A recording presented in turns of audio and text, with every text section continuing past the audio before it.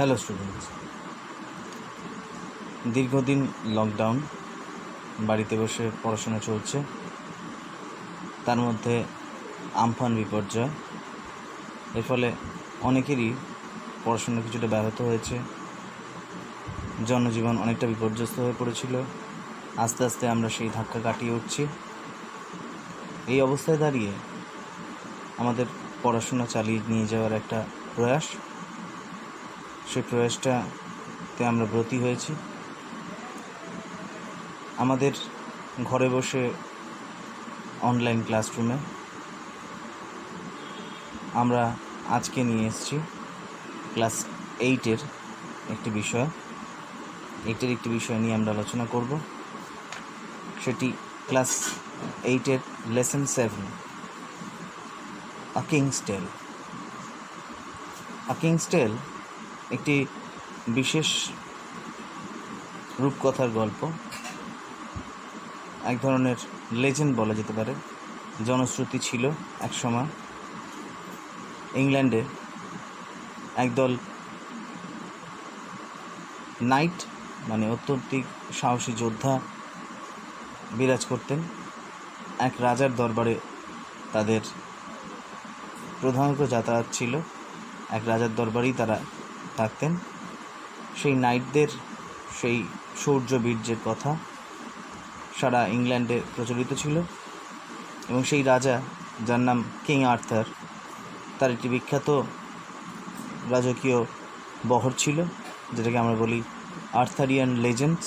সেই কিং আর্থারের জীবনের সঙ্গে সম্পর্কিত একটি গল্প আমাদের ক্লাস 8-এর লেসন 7, আ কিংস টেল, সেটা নিয়ে আমরা একটু আলোচনা করব। যেই সময়কার কথা বলা হচ্ছে, সেই সময়টাতে ইংল্যান্ডের অবস্থা খুব ভালো ছিল।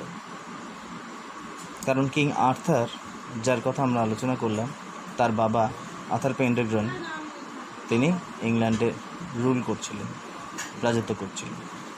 সেই সময়ে শুরু হয় এই গল্পের পটভূমিকা, এবং এখান থেকেই আমরা মূল গল্পে ফিরব। Many hundreds of years ago, England was ruled by a king called Arthur Pendragon. বহু বছর আগে ইংল্যান্ডে আর্থার পেন্ডাগন বলে একজন রাজা রাজত্ব করতেন। The king, who was friend and protector to all his people, was very fair to everyone. রাজা, যে কিনা ছিলেন ভীষণ বন্ধু এবং রক্ষাকর্তা সকলের, তিনি প্রত্যেকের প্রতি ভীষণ ন্যায়পূর্ণ ব্যবহার করতেন।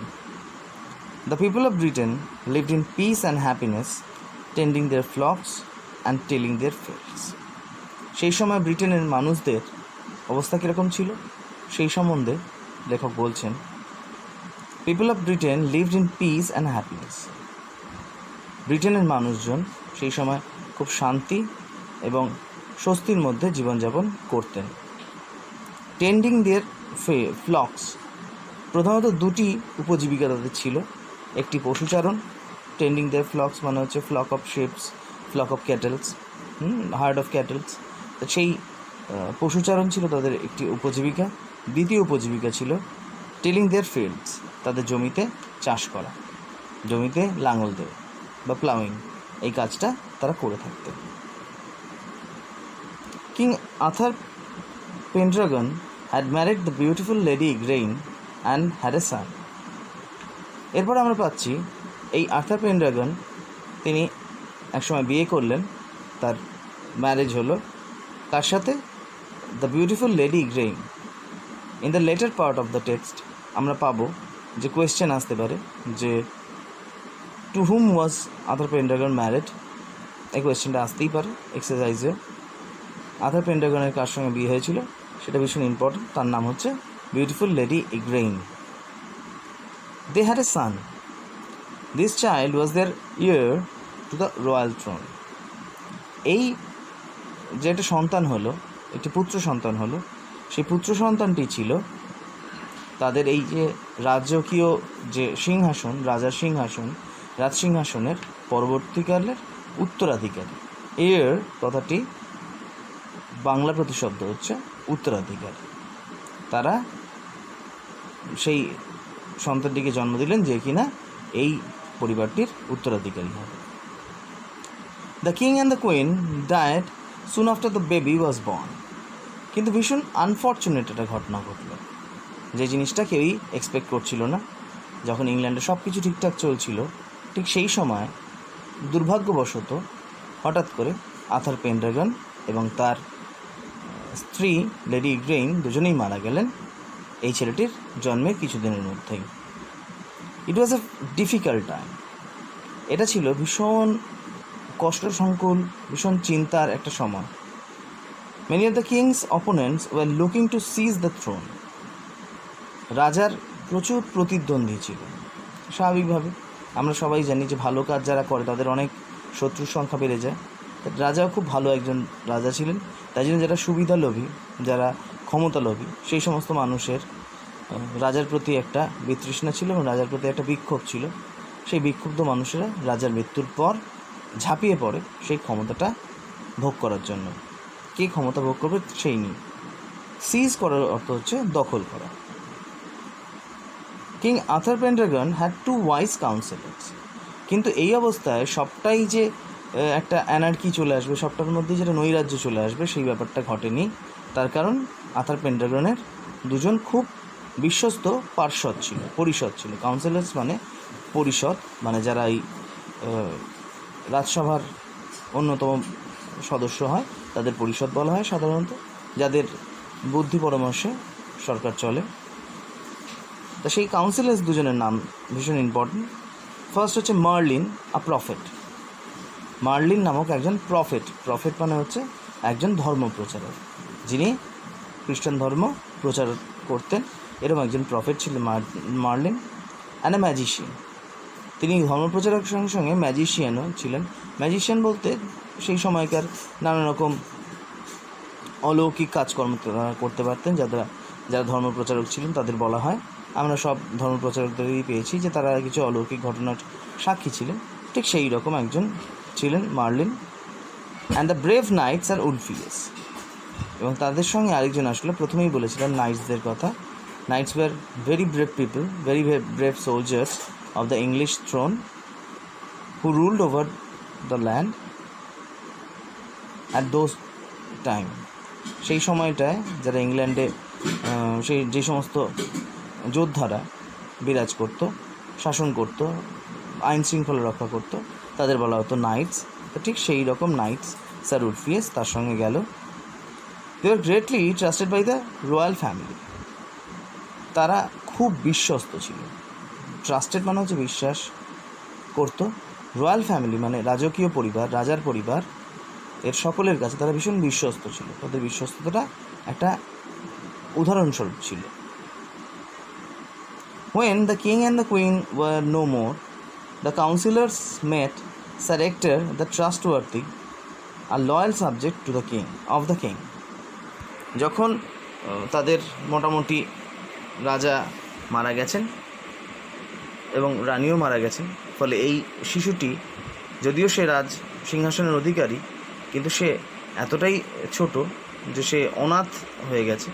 এবার এই অনাথ শিশুটিকে এই রকম একটি সমস্যা সংকুল অবস্থার মধ্যে রক্ষা করার জন্য তারা কী করলেন, স্যার এক্টরের কাছে, স্যার হচ্ছে নাইটদের একটি উপাধি, সেই স্যার এক্টরের কাছে তাকে রেখে দিয়ে আসলেন, যে কিনা ছিল ভীষণ বিশ্বস্ত আরেকজন নাইট, মানে একজন সাহসী যোদ্ধা।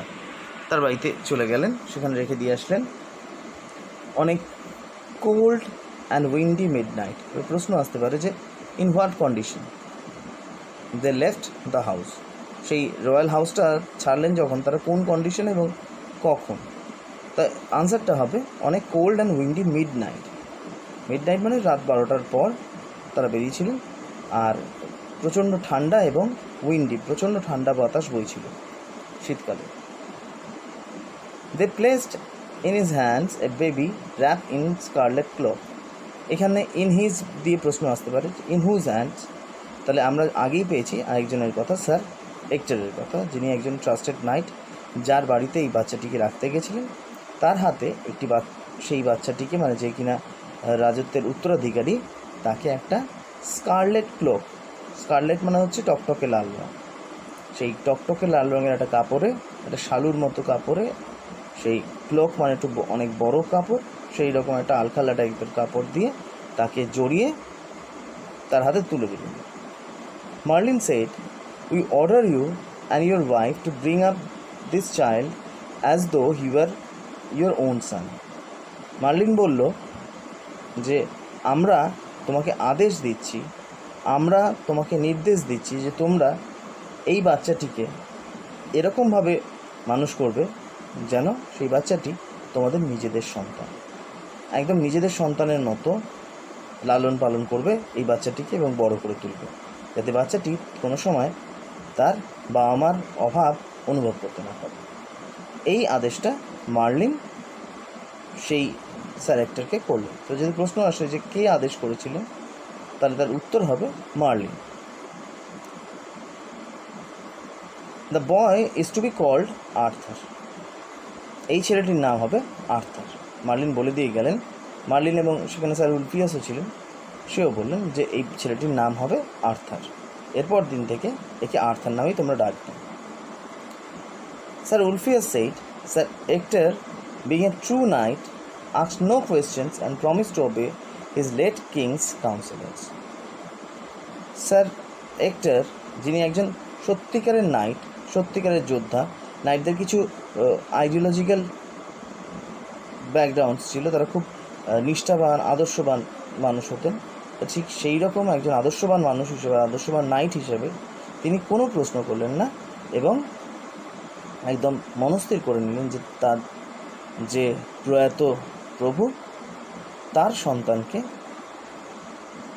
সন্তানকে নিয়ে যারা এসছে সেই সমস্ত বিশ্বস্ত রাজভক্তদের কথা মতো লালন পালন করবেন, এই বলে তাদের অভিবাদন জানালেন যে ঠিক আছে, আমি এই জিনিসটা অবশ্যই করব। As Merlin and Sir Ulfius had feared, trouble broke out in Britain after passing away of the king. Raja Arthur Pendragon, he was a very just ruler, ভীষণ ন্যায় পরায়ণ একজন রাজা ছিলেন, and he had a great control over the fighting or quarreling barons of England.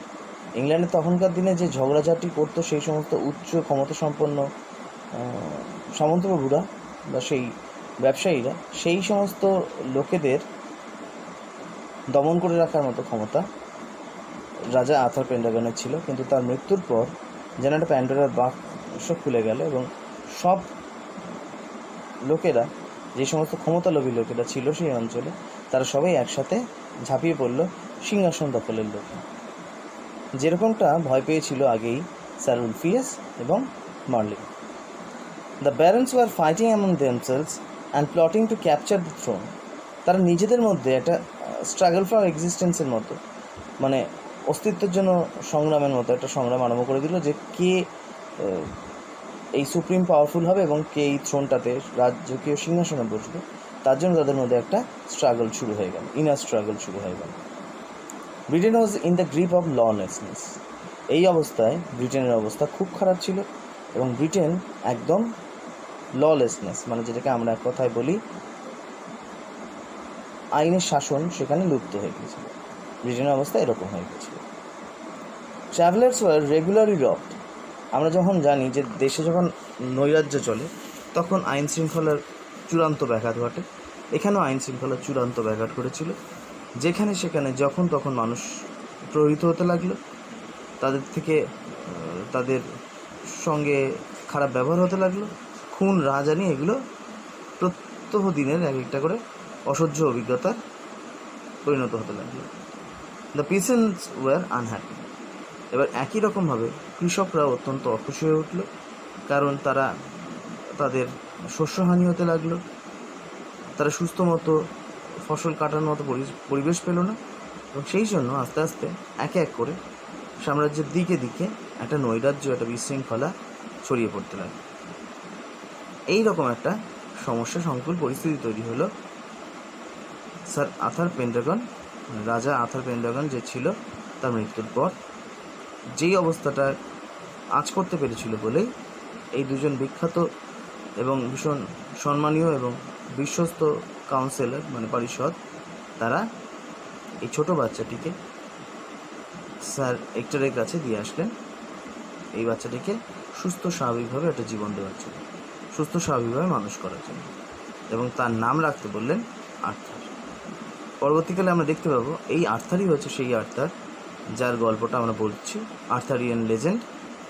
সেই নাইটসদের নিয়ে তার যে রোমহর্ষক নানারকম অ্যাডভেঞ্চারের কথা আমরা বিভিন্ন ব্রিটিশ লেজেন্ডে পাই, সেটাই আলোচিত হবে পরবর্তী অংশে।